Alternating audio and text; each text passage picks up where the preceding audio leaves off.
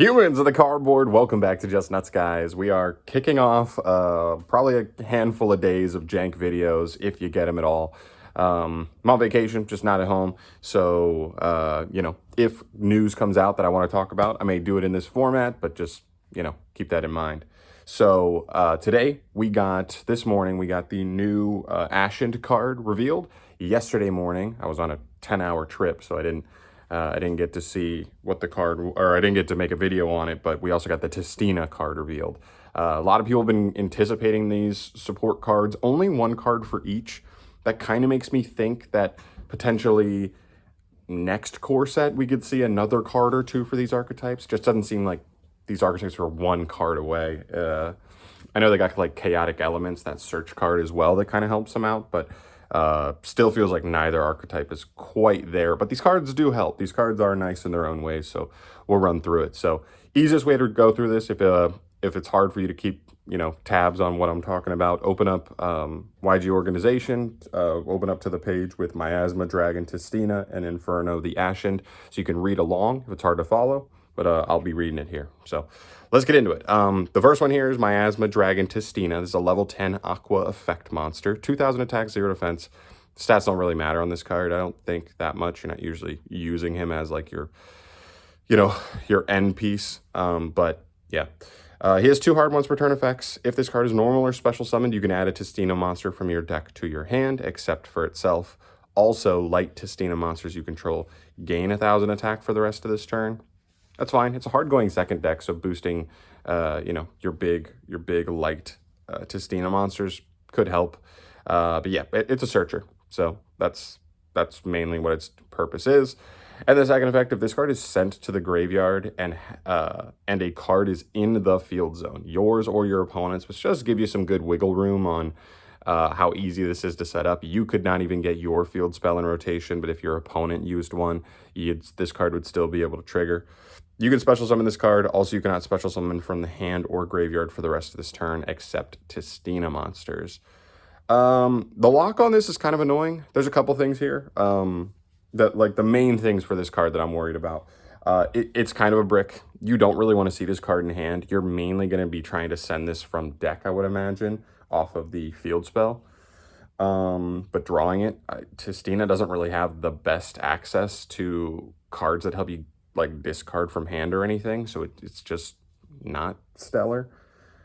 This is a needed push though for the deck, because this, like, if you're getting to the field spell prior to this card, the field spell didn't do much. Like, it foolished a TISTINA, but none of them do that much in grave. So we finally have a good foolish target, which is good, because you're just going to send this, it's going to reborn itself, and then it's going to search you another TISTINA. That's just good value. Your field spell is now putting a body on the field and searching you another TISTINA. And lastly, the lock is brutal. I mean, it just is what it is. You have full reign in the extra deck, which is nice, but you can't summon from hand or extra deck aside from TISTINAs for the rest of the turn. That's a pretty brutal lock. The rest of the TISTINAs, to me, are not quite strong enough to compensate for being locked straight into them. So still feel like there's a little bit more we could get and hopefully do get down the line for this archetype, but this card is nice. A couple other things to keep in mind in terms of synergy with the archetype. Chaotic elements. It does search this card. You don't really want this card in hand, like I said, but technically it is a target for that. Demigod of the TISTINA. This is one of the monsters that's the best target, because it just says, like, if you control a TISTINA, it summons and then searches a TISTINA spell or trap. That, to me, is probably your best search target off of this card most of the time, because then you're going to have 2 decently sized bodies and get another spell or trap on top of the field spell, which is just decent value. You're getting all off of one card. Divine Domain, this is the field spell. This is the main way you're accessing this card, and what's really nice is that this card is accessible via multiple other ways, right? You should be able to get this card off of Demigod. Elements gets you Demigod. Fallen of TISTINA is the next one. That card also gets you the field spell, and Sentinel of TISTINA also can get you to the field spell and can also be searched off of this Miasma as well. So they rotate into each other pretty well. I'm just still sitting there going, like, what are we doing that's like impactful enough? Although I do think what this deck does still feel somewhat better than Ashen overall, which is tough. But yeah, they rotate pretty well. I like the way the engine's kind of rounding out. It just feels like The deck doesn't do quite enough yet. You know, the extract monster is so fine, but it's not even that good. And other than that, you're like, what are we ending on?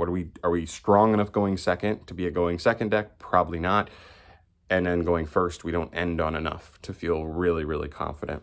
So it is what it is. The design looks cool. It looks classic TISTINA. It looks very similar actually to the Chaotic Elements artwork.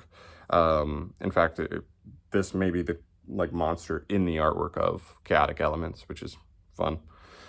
All right, and then we move to Ashen here. Ashen has Inferno of the Ashen. This is a new continuous spell card. You can activate one card with this card's name per turn. You can only use the second effect once per turn as well. When this card resolves, you can place one Obsidian, the Ashen City, from your deck face up in either field zone. Feels like it's a kind of card that you want to put in your opponent's field zone more often than you want to put it in your own. But that's just good versatility there, that if you already have one in your opponent's, you can still get one to yours, which still gives you some bonuses. So that's the first effect. Second effect, you can target one face-up card your opponent controls and one level 8 or higher Dark Pyro monster in your graveyard. Send that card on the field to the graveyard, and if you do, special summon that other monster from your graveyard to your opponent's field in defense position. So this effect is kind of the nice bonus. The first effect is just fine. This deck really wants to get the field spell in rotation as fast as possible. They already have multiple ways to do that, though, so I don't know if this really felt fully necessary. I feel like this card could have been really nice if it was like, you know, get the field spell to either zone, or, you know, get an Ashened monster, get an Ashen spell or trap. Like, it would have been nice to have a little more versatility. It does kind of pigeonhole this card into one role if you're only able to get the field spell. Some of the things I worry about with this card, just a little bit, or not just worry about, but just the main notes on this card.